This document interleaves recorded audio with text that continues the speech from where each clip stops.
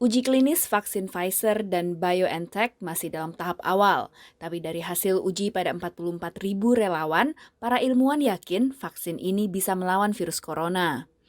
Vaksin ini menggunakan teknologi baru yaitu RNA duta dan masih menunggu persetujuan BPOM AS. Sekalipun dipercepat, tetap ada beberapa tantangan. There are big manufacturing challenges. There are logistics challenges. This vaccine needs to be stored at minus 80 degrees Celsius. Bagi negara kaya, tantangan ini bukan masalah besar, tapi bagi negara miskin, menjalankan program vaksin tidaklah mudah.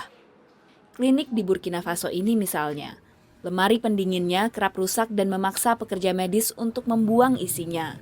Data PBB menunjukkan sistem kesehatan yang melayani 2/3 populasi dunia tidak punya fasilitas pendingin yang memadai.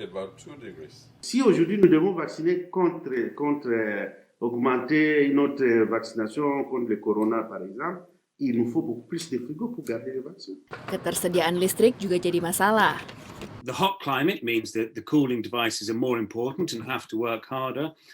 It's a lack of electricity. It's developing economy. So if you look in a number of these markets, you can find areas countries where perhaps 30-40% of the health centers don't have access to electricity. Tahun 2019 lalu, UNICEF, organisasi PBB yang berfokus pada anak-anak, menggelontorkan 85 juta dolar Amerika untuk alat pendingin bertenaga surya di Afrika dan Asia.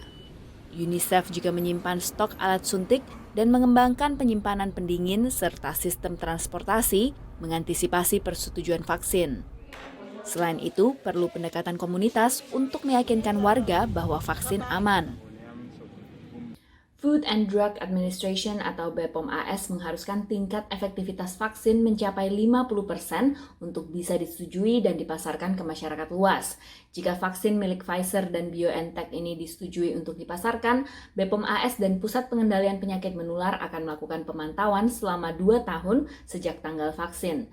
Sedikitnya ada 53 vaksin pada tahap uji klinis dalam perlombaan global untuk menemukan vaksin virus corona yang aman. Ada pula kekhawatiran akan nasionalisme vaksin yang memungkinkan negara-negara kaya membeli semua vaksin untuk warganya. Sedikitnya 184 negara bergabung dalam aliansi vaksin COVID-19 global atau COVAX untuk menjamin distribusi yang adil. With the goal being to help produce 2 billion doses of various COVID vaccines that could be distributed to all of these countries around the world by the end of 2021.